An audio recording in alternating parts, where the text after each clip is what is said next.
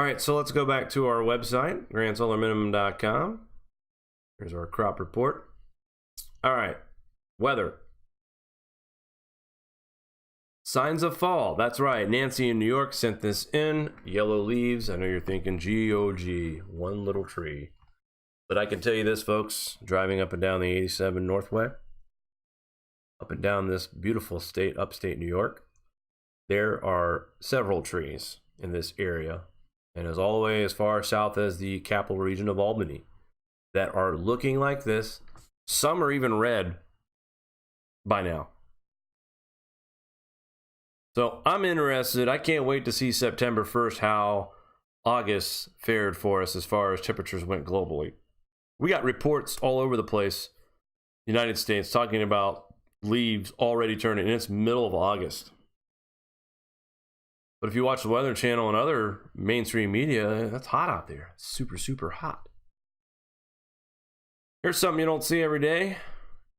Kangaroos in the snow. That's right, folks. This was a couple days ago. Actually, yesterday, August 13th. Look at this. Going through the snow here in New South Wales. That is something you don't... And curious, maybe they're enjoying this. Hopefully this does not harm the kangaroo population, since the snow is rare. But according to this headline, it does look and appear that these kangaroos are indeed enjoying this current snow. Wow. All right, let's take a look at our current radar. And right now they've got a blue box around a certain area here in Colorado. So let's very severe cell right now moving through parts of eastern Colorado and heading directly south, part of that bullseye area. You guys check out right here in Nebraska. This area, this storm system right here just moved east of the area of the damaged cornfield that we just showed you from Matt. So they dodged a bullet again tonight by this storm just going east of where that footage was taking in the first place. Well, we got severe weather possible in New Mexico, parts of Texas, and look at the south, how much it's lit up.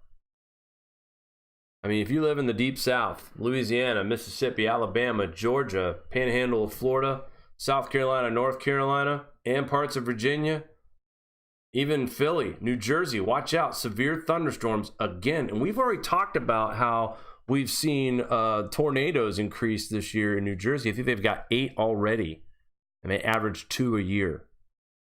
Toledo, Ohio, moving through Sabina and close to Lima, Ohio as well. You guys are dealing with some strong weather, but that is diminishing since the sun has went down. Those storms are not severe anymore, but still, just a widespread of our country right now experiencing thunderstorms, severe and just regular. So let's take a look at our GFS report, and I want to talk about this speculated hurricane before we focus on any other weather here in the general part of the United States. I'll take you through the run.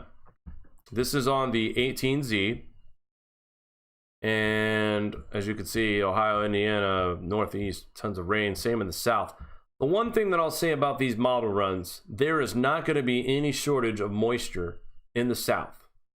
I mean Louisiana, Texas, Alabama, Mississippi, and Georgia, Florida, North Carolina, South Carolina, even Tennessee. There will not be any shortage of moisture. Here's the 20th of August. No storm. I think that's it right there. Let's get the old arrow so I can show you guys here.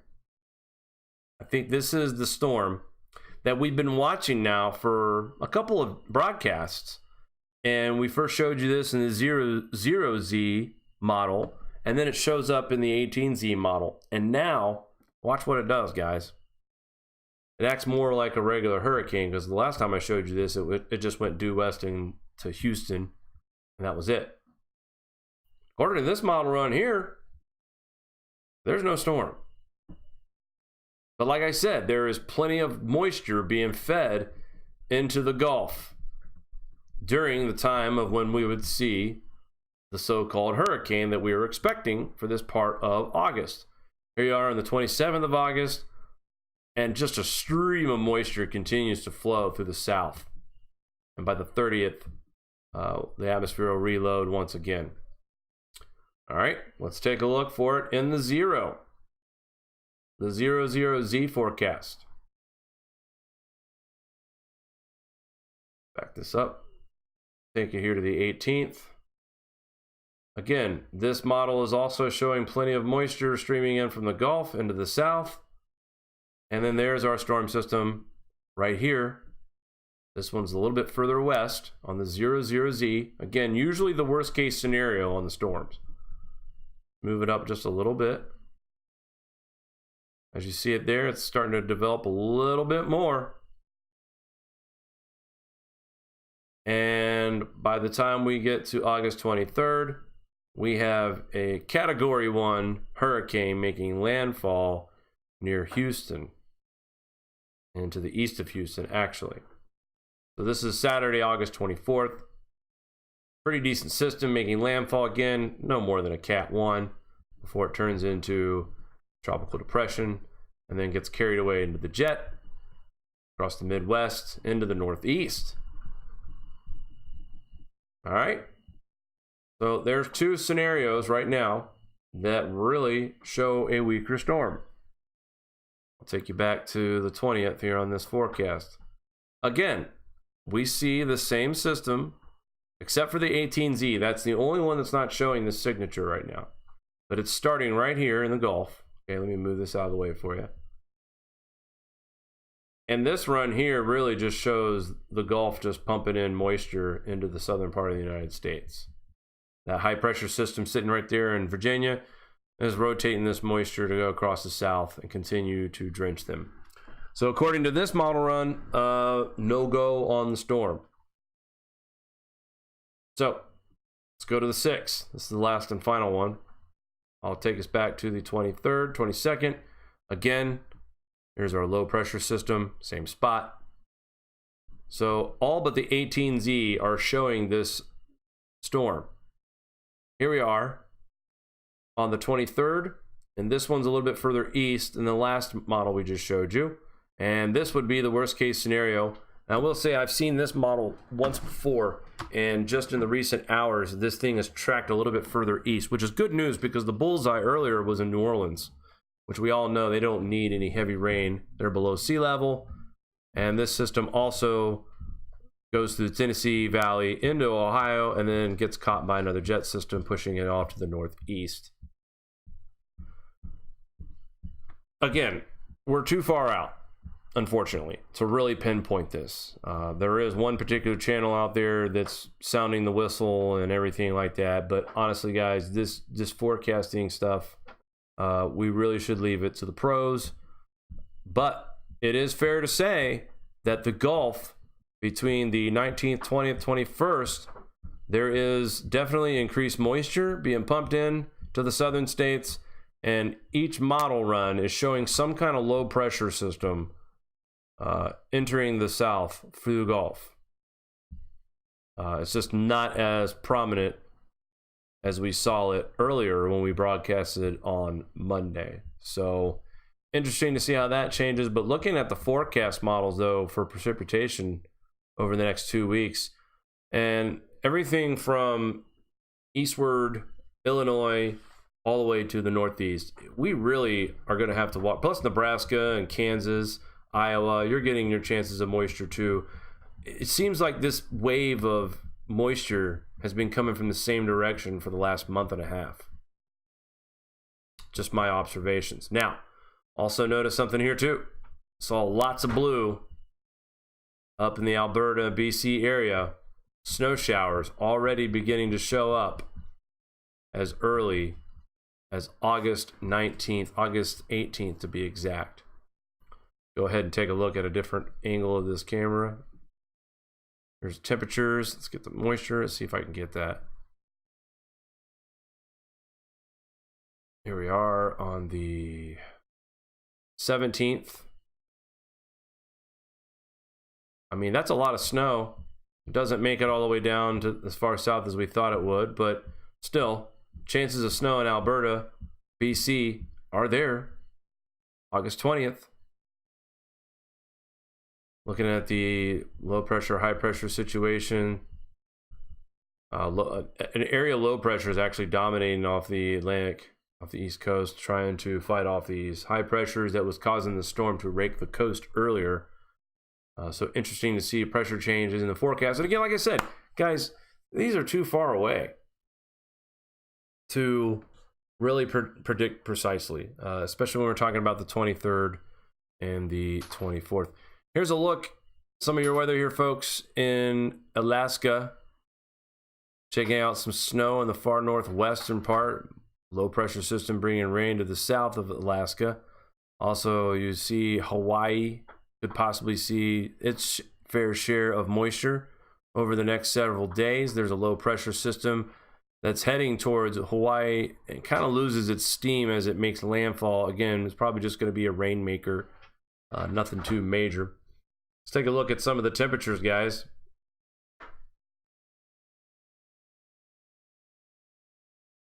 And again, I've backed this off a little bit because I want to talk about temperatures up here. Someone mentioned I don't mention the weather in Alaska and Hawaii. I do apologize. They are part of the United States, so fair is fair. But we're seeing temperatures going back to normal in Alaska, 40s and 30s. And if you take a look at the United States, I mean, summer's still hanging around for central parts of Texas and Oklahoma. But as we get further into August, that heat to me looks like it's shrinking. And we get to the end of August and we start to see some cooling. Minnesota, Wisconsin, Michigan, Ohio, New York, New Hampshire, Maine. We will start to see fall-like temperatures, of course, and it's August 30th. So I guess that's kind of right on cue. But when I see a high of 67 degrees in central Kentucky, yeah, I don't know about that for August 30th. That's still dog days of heat. They're still supposed to be getting like very humid days at this point. It is the dog days of summer. Let's take a look at the temperatures a little bit up close. Again, most of that heat staying in the central part of the plains and in the south. But look at this. A little bit of warm up by next weekend for the Northeast, Ohio back in the 80s, Indiana, Illinois, Iowa, upper 70s, Nebraska, low 70s, near the southern part, central Nebraska. Get some more heat in the end of the month for Kansas, Oklahoma, and Texas. Then things start to fade off a little bit for the Northeast and across the Midwest as well. By the 29th of August, we will start to see a much cooler pattern starting to form in the Northeast and across the northern parts of Ohio. And by the time we get to the end of August, daytime highs on August 30th in Cleveland, Ohio, 69 degrees, beautiful weather. 65 in Syracuse, 70 in Albany, 53 61 in Bangor, Maine. These are September-like temperatures. Again, this will be the end of August. The heat stays in the Central Plains, but even look at Nebraska. Matt, 73 for a high. Heading your way August 30th. Nighttime lows are going to be in the 50s. What are we looking at in September? By late September, where could those low temperatures be? It's all speculation, folks. Also, want to mention too, since we're talking about weather, El Niño, is now below the baseline on the temperature base here in the 3-4 region, folks. Where do we begin for La Niña? That will start in the 0.5 negative, below baseline.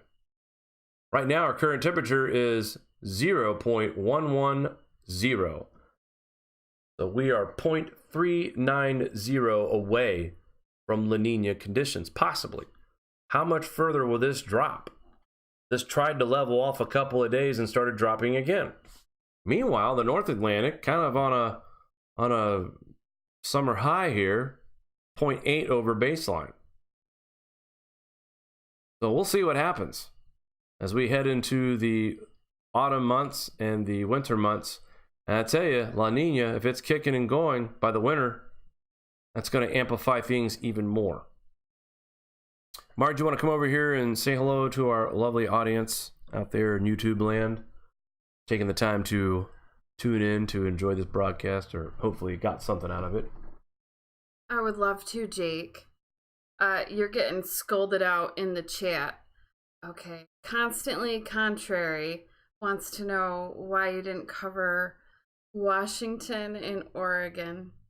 I think you've neglected the West Coast. I have, and there's rage. Well, listen, don't be rageful. Look, that's what's going on in the Northwest, okay? You guys aren't getting the action. You're not getting the action. I'm sorry, there's too much action going on across. Now, unless you talk about the heat. I know some of those places, but that's normal, so.